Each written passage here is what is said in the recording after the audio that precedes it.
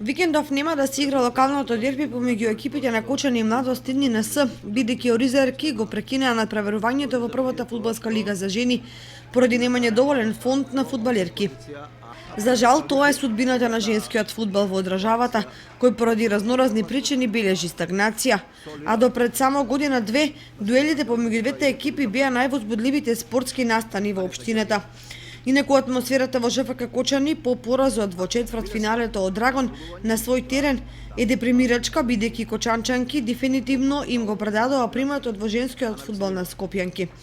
Во целата приказна околу женскиот фудбал има нешто и до судиите, но проблемите и слабостите треба да се бараат пред се во сопствените редови, почнувајќи од селекцијата на ангажирани фудбалерки, тренерските тактички импровизации и разгареноста на неколку така наречени звезди.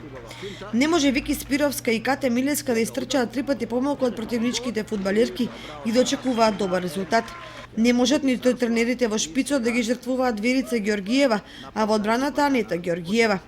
Поради сето тоа, итно е потребна анализа на ситуацијата со дефинирање на долгорочни мерки и решенија, за да не се случи и ЖФК Кочани да падне на премногу ниски гранки како Младост и НС.